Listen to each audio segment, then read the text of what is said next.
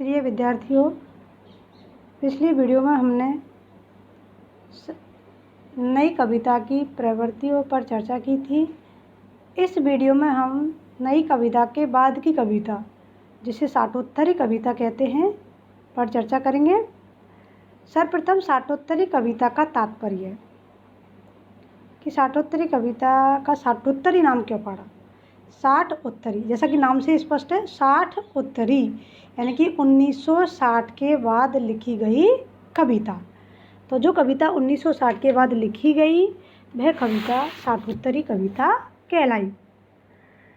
यह नई कविता के बाद की कविता है और 1960 ईस्वी के बाद की कविताओं को समकालीन कविता या शाटोत्तरी कविता कहा गया। इसको दो धाराओं में विभाजित किया जा सकता है। पहली शाटोत्तरी या कविता और दूसरी 1980 के बाद के दौर की कविता। शाटोत्तरी शब्द यहाँ 1960 के बाद का पर्याय है, जिसमें समसामयिकता का समावेश है। ये कविता अपने समय के यथार्थ को अधिक सतर्कता, प्रखरता के साथ ग्रहण करती है। 1951-60 ईस्वी तक की नई कविता आधुनिक भावबोध की कविता थी। 1960 से 70 के दशक में जगह जगह जन आंदोलन आरंभ हुए। देश के कुछ हिस्सों में नक्सलवादी आंदोलन भी हुए। इससे शाटोत्तरी कविता को नया प्रेरणा संसार मिला। समकालीन कवि पराजयबोध, निराशा, कुंठा से निकलकर आशा और परिवर्तन की कविताएं लिखने लगे। अब आस्था और संघर्ष कविता का मूल स्वर था। हमारा देश भी स्वतंत्र हो गया था और जिन आकांक्षाओं को लेकर स्वतंत्रता की लड़ाई लड़ी गई, उन आकांक्षाओं पर यह खरा नहीं उतरा। इसलिए जो मध्यम वर्ग था उनका मोह भंग हो गया और वे विद्रोह कर उठे। तो इन्हीं भावों को आधार बनाकर यह कविता लिखी गई, जिसे शाटोत्तरी कविता नाम दिया। अब हम चर्चा करते हैं शाटोत्तरी कविता की प्रवृत्तियाँ, कि शाटोत्तरी कविता की क्या प्रवृत्ति है, जिसको हम समकालीन कविता भी कह सकते हैं। पहली है मोहभंग। मोहभंग शाटोत्तरी कविता की मुख्य प्रवृत्ति मानी जाती है। शाटोत्तरी कविता के कवियों ने यह महसूस किया कि वह एक अनावश्यक, अप्रत्याशित बोझ वाले बने जा रहे हैं। पड़ोसी राष्ट्रों के आक्रमण से वह टूट चुका है। स्वतंत्रता के बारे में उन्हें मोहभंग था कि बेकारी मिट जाएगी, इसीलिए उन्होंने स्वतंत्रता की लड़ाई लड़ी, लेकिन ऐसा नहीं हुआ। अपना राज्य होगा, अपना शासन होगा, चारों ओर खुशहाली होगी, लेकिन उनके ये सपने टूट चुके थे। इन सारी समस्याओं से अभिभूत होकर जो मध्यम वर्ग था उनका मोहभंग हो गया। चीन द्वारा भारत की पराजय, ताशकंद घोषणा पत्र, बेरोजगारी, भूखमरी, अकाल, सांप्रदायिकता आदि अनेक ऐसे तत्व थे जिन्होंने साधारण जनता को झकझोर दिया, जिससे सामान्य जन का मोहभंग हो गया था। और इसी मोहभंग की अभिव्यक्ति इस कविता में हुई है। जैसे कि हम उनकी मोहभंग की जो अनुगूंज है उनको इन पंक्तियों में सुन सकते हैं। मैंने इंतज़ार किया, अब कोई बच्चा भूखा रहकर स्कूल नहीं जाएगा। अब कोई छत बारिश में नहीं टपकेगी। अब कोई आदमी कपड़ों की तलाश में अपना नंगा चेहरा नहीं पहनेगा। अब कोई दवा के अभाव में घुट घुट नहीं मरेगा। लेकिन ऐसा नहीं हुआ, इसलिए उनका मोहभंग हो गया। अगली जो प्रवृत्ति है, विचारों को विदाई, कि जो कविता पुराने विचारों को ओढ़ी हुई थी, उन विचारों को उन्होंने त्याग दिया और नई नई भावनाओं, नए नए तथ्यों पर कविताएं लिखी जाने लगी।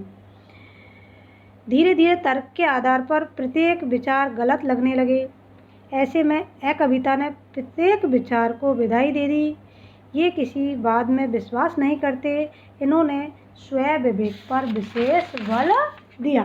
इस पर स्वयं विवेक, हमें अपने विवेक के आधार पर ही सब कुछ करना चाहिए।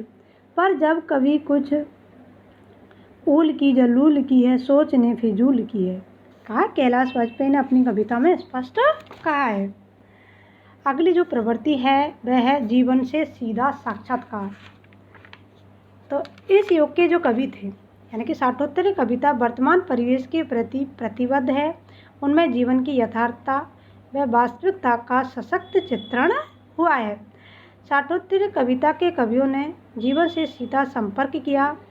जब आज कवि मनुष्य को दोहरी जिंदगी जीते देखता है तो वह समकालीन परिवेश के प्रति अपनी प्रतिबद्धता सूचित करता है। धूमल की कविता में यह देखा जा सकता है, जैसे कि उन्होंने कहा है, सड़क पर आतियों जातियों को बानर की तरह घूरता है, गरज की है घंटे भर खटखटाता है, मगर नाम देते वक्त सांप नट जाता है, शरीकों को लूटते हो वह घुर्राता है और कुछ सिक्के फेंक कर आगे बढ़ जाता है। यह उनकी मोचीराम कविता की पंक्तियां हैं जिनमें काम बेगारी करवाने की तरह से पैसे देते उनको, मतलब फ्री में काम करवाना, इस प्रकार के भावों की अभिव्यंजना हुई है। आक्रोश और व्यंग का स्वर, अगली जो प्रवृत्ति है वह आक्रोश और व्यंग का स्वर है। साठोत्तरी कविता में विद्रोह व आक्रोश का स्वर भी दिखाई देता है। व्यक्ति देखता है कि सब और आपाधापी है, गरीबों को सस्ता माल नहीं मिलता, अर्थात हर चीज़ पर महंगाई है। महंगाई के कारण लोग सस्ती वस्तुएं शासन की राशन की दुकानों पर खरीदने जाते हैं तो वहाँ भीड़ लगी रहती है, सामान नहीं मिलता। लगता है कि सरकार आवश्यक सामान नहीं जुटा पा रही है। उनका आक्रोश उस समय अधिक बढ़ जाता है जब नेता सस्ती वस्तुएं सुलभ कराने के आश्वासन देते हैं, लेकिन वे ऐसा नहीं करते हैं। समाज में चारों ओर असमानता, जड़ता, बेरोजगारी राजनेताओं के प्रति आक्रोश व्यक्त करने के लिए मजबूर करती है। जैसे कि उन्होंने कहा है, क्या कहा है देखो, मैं देखता रहा हर तरफ, अब भी संशय था, नफरत थी, मगर हर आदमी अपनी ज़रूरत के आगे ऐसा था, उसमें भी सारी चीज़ों को नए सिरे से बदलने की बेचैनी थी, रोष था। इस प्रकार आक्रोश और व्यंग की अभिव्यंजना इस कविता में हुई। तीव्र व्यंग्यात्मकता, अगली जो प्रवृत्ति है वह तीव्र व्यंग्यात्मकता। साठोत्तरी कविता में व्यंग देखने को मिलते हैं। ये व्यंग नई कविता से तीखे जान पड़ते हैं। संसद का सदस्य चुने जाने पर व्यक्ति मतदाता की पकड़ से बाहर हो जाता है और मतदान के समय वह मतदाता की खुशामद करता है, लेकिन चुन जाने पर अपने आप को संसद में बैठा सब दोषों से मुक्त मानता है। साठोत्तरी कविता के कवियों ने नेताओं की स्वार्थपरता, उनकी कथनी करनी से जनता को धोखे में रखने की चालाकियाँ, बेरोजगारी आदि पर तीखे व्यंग कसे हैं। जैसे कि जनतंत्र का ही एक उदाहरण देखिए। यहाँ ऐसा जनतंत्र है जिसमें जिंदा रहने के लिए घोड़े और घास को एक जैसी छूट है। दरअसल अपने यहाँ जनतंत्र एक ऐसा तमाशा है जिसकी जान मदारी की भाषा है। दोनों ने कहा स्पष्ट। अगली जो प्रवृत्ति है वह है सामाजिक चेतना। साठोत्तरी कविता में सामाजिक चेतना का स्वर भी दिखलाई देता है, जो अन्य विशेषताओं से बहुआयामी है। कवि ने सामाजिक विषमता, वर्ग भेद की भावना पर अपने ओजस्वी विचार व्यक्त किए हैं। धूमल की मोचीराम कविता में यह स्वर स्पष्ट सुनाई देता है।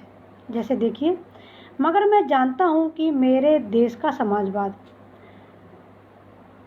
माल गोदाम पर लटकी हुई उन बाल्टियों की तरह है जिन पर आग लिखा है, मगर उनमें बालू और पानी भरा है। अगली जो प्रवृत्ति है अभिव्यक्ति की अक्खड़ता। साठोत्तरी कविता की अभिव्यक्ति में अक्खड़ता है। अब विद्या ददाती विनम्र वाली बात नहीं है। अब कवि की वाणी में अक्खड़ता है, प्रहारता है और चुभन है, शोर है, क्षोभ एवं उत्तेजना है। आज उसे शांति का उपदेश देने वाले पिटकर दूसरा गाल बजाते हैं, सामने कर देने की बात नहीं पसंद आती। अब है ईंट का जवाब पत्थर से देने के लिए आतुर है। वे जो दूसरा गाल सामने कर देने का उपदेश दे लोगों को नपुंसक बनाते रहे हैं, नहीं वे हमारे पूर्वज नहीं हैं। इस प्रकार ऐसे पूर्वजों पर भी उन्होंने व्यंग कसा है। राजनीतिक चेतना, अगली जो प्रवृत्ति है उनकी वह है राजनीतिक चेतना। आज राजनीतिक चक्रवात की तरह जीवन को घेरे हुए हैं। कोई व्यक्ति राजनीति से अछूता नहीं रह सकता। साठोत्तरी कविता में राजनीति के षड्यंत्र उलटफेर देखे जा सकते हैं। लोग हर मामलों में राजनीति का सहारा लेते हैं। साठोत्तरी कविता के कवि इस राजनीति की भ्रष्टता से अंदर तक दहल जाते हैं। वे सहन नहीं कर सके, इसलिए उन्होंने राजनीति और राजनेताओं के स्वार्थी आचरण पर व्यंग करते हुए क्या कहा, देखो। गिरगिट की तरह रंग बदलते हुए गुट से गुट टकरा रहे हैं। वे एक दूसरे से दाता किलकिल कर रहे हैं। वे एक दूसरे को दूर दूर पिस पिस कर रहे हैं। हर तरह तरह के जंतु है। श्रीमान किंतु है परंतु है। कुछ रोगी, कुछ भोगी, कुछ हिजड़े, कुछ भोगी है। इसी तरह का आक्षेप उन्होंने जनतंत्र पर भी किया कि हाँ, जनतंत्र है जिसमें जिंदा रहने के लिए घोड़े और घास को एक जैसी ज़रूरत है, जिसका उल्लेख मैं पीछे कर चुकी हूँ। अगली जो प्रवृत्ति है वह है जिजीविषा का भाव, कि जो साठोत्तरी युग के जो कवि है वो जीना चाहते हैं, उनमें जिजीविषा का भाव पर्याप्त मात्रा में विद्वान है। भूख और विषमता का चित्रण, साठोत्तरी कविता में अकाल, अन्न का अभाव, सामाजिक विषमता आदि का चित्रण कर रोटी की समस्या को एक ऐसी समस्या बताया है जिससे देश की संसद भी निरुत्तर है और सभी भूखे हैं, प्यासे हैं। और मध्यम वर्ग का तो ये हाल है कि शब्दों में उसे व्यक्त करना कठिन है। जैसे कि उन्होंने कहा, एक आदमी रोटी बेचता है, एक आदमी रोटी खाता है, एक तीसरा आदमी भी है जो न रोटी खाता है न रोटी बेलता है, सिर्फ रोटी से खेलता है। मैं पूछता हूँ कि वह तीसरा आदमी कौन है जो मेरे देश का संसद मौन है, मेरे देश की संसद मौन है। इस प्रकार उन्होंने जो भूख और विषमता है उसका उल्लेख भी अपनी कविता में किया है। वर्तमान व्यवस्था पर चोट, कि हमारी जो वर्तमान व्यवस्था है वह बहुत ही दुविधापूर्ण है, बहुत ही विषमताग्रस्त है, तो इस वर्तमान व्यवस्था पर भी उन्होंने प्रहार किया है। अगली जो इस युग की प्रमुख विशेषता है वह है सपाट बयानी। साठोत्तरी कविता में चमत्कारिक वाक्य पर बल नहीं दिया गया है। इनकी भाषा में सपाट बयानी है। इन्होंने अपनी बात बिल्कुल सहज सरल भाषा में कही है। ऐसा कहा जाता है कि सत्य बुयात प्रिय बुयात, परंतु आज वाणी में मिठास नहीं है। साठोत्तरी कविता का कवि आज तुलसी की तरह यह नहीं कहता कि स्वांत सुखाय रचना कर रहा है, अथवा वह विनम्रता पूर्वक यह बात स्वीकार नहीं करता है कि कविता विवेक एक नारी और मोर सत्य कहूँ सब कागद कोरे। वह चिल्ला चिल्ला कर गंवारवेपन से अपनी बात कहता है।